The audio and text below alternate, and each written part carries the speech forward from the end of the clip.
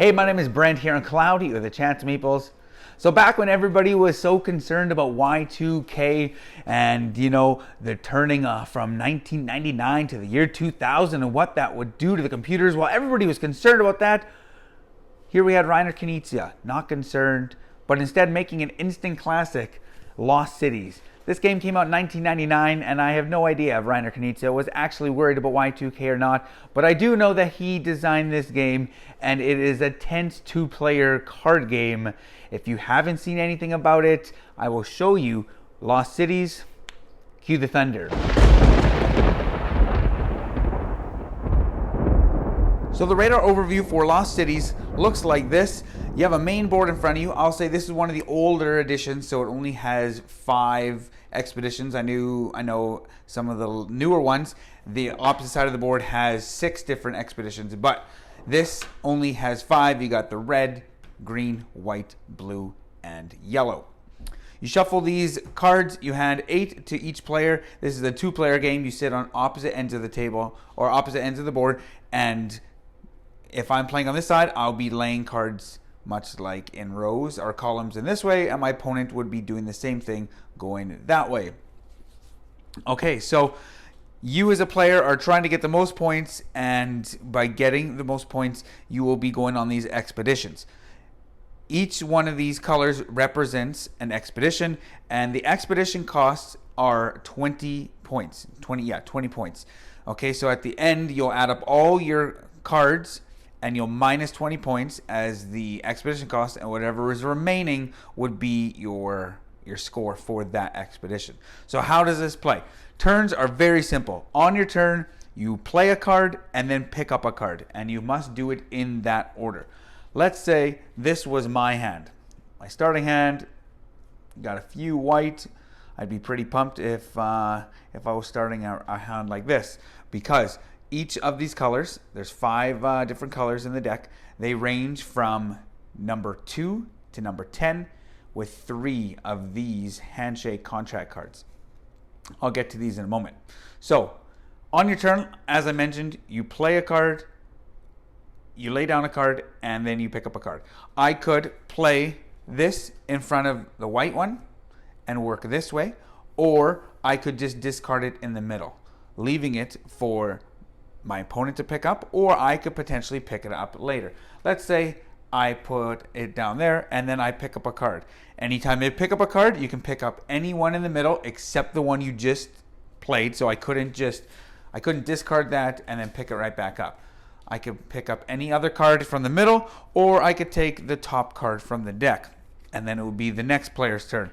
And they would then look at their cards, and they would see, oh, wow, he put one of these handshake cards down, so he must be going for the yellows, so I'm not going to give him that card. And then he looks and he's like, you know what, maybe I'll go for yellow. So then maybe he or that opponent player would put that down. What do these handshakes mean? Well, at the end of the round, you look at your total number of your cards, and handshake cards, depending on how many you have. If you have 1, it'll double your score. 2 will triple your score, and all 3 of them will quadruple your score.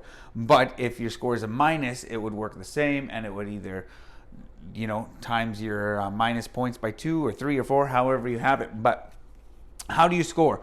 Well, anytime you play a card down, so if I played this 7 down, I would then, for the rest, I could not play anything from 2 to 6.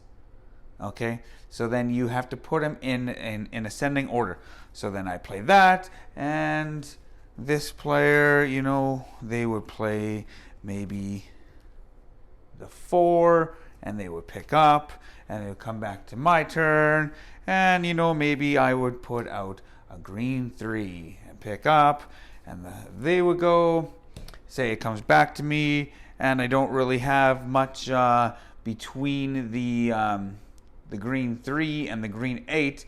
And if I don't reach my score of 20, then I'm going to end up with minus points. So maybe I'm just going to, discard this green handshake card. And then we keep going until the round ends. And for scoring purposes, I will just do this. And I will also do this. So you keep going until this deck is gone. As soon as this is gone, the game is instantly over, and then you go into endgame scoring. How does that work? Well, anytime you play any card in any of these expeditions, you will score that. So if the game ended like this, we'll not count the scoring on this side, just on my side of the table here. So if the round ended like this, I would score green. Okay, this is a total of 11. Obviously, my expedition cost is 20. 11 is lower than 20, so I'd be minus 9 points for my green. And then I would go to my yellow, or my white, sorry. And this would be a total of 26 minus my expedition cost of 20, so my score would be 6 times 2 is 12. So 12 plus minus 9, my total score would be a whopping 3 points. And that's how you play Lost Cities. You can, that counts as one game. It says in the rule book, which I often play this way, you play 3 rounds, you add all the scores together, and whoever has the most points would be the winner. Let's check out the final forecast. So the final forecast for Lost Cities, the original card game. As mentioned, this game came out in 1999. Over 20 years ago, this game was released, and I think it still stands up today in 2021. Reiner Knizia, he is just a fantastic designer, very, very well-known, renowned designer. Reiner Knizia came out with Lost Cities, and this game is pretty tense. It's pretty easy. On your turn, you play a card, you pick up a card. Sounds simple, perfect. But man, there's agonizing decisions when you have a card, when you have your 8 cards, and you're looking at them and you're thinking, man, I don't want to lay that one down just yet because I'm waiting for, one more number, or I'm waiting for one of those handshake contract cards. And you're just waiting and waiting. And how long do you wait? How long do you push your luck picking up cards? And how long do you have that opportunity in your hand? Because sometimes you get to that point where you have to play a card, or you have to lay down a card in the middle that potentially will help your opponent. And it's so agonizingly difficult at times to do that. This is one of the only games that I can think of off the top of my head, and there's tons of them, but off the top of my head, this is one of the only ones I can think of that going first is actually a disadvantage in this game. Because you go first, and whether you, well, it can be a disadvantage, because if you have, a hand with kind of just absolutely mismatched, some of everything and nothing that's really you're wanting to start with, going first may be a good thing where you just put a card down in the middle and then you pick up one from the deck. But often you're putting a card down saying, I'm going to start one of these adventures, whatever color it is, and instantly your opponent knows what card or cards to not discard into the middle. So going first definitely has a disadvantage in this game. But yeah, this game is tense. My wife, she absolutely loves this game, probably more than me.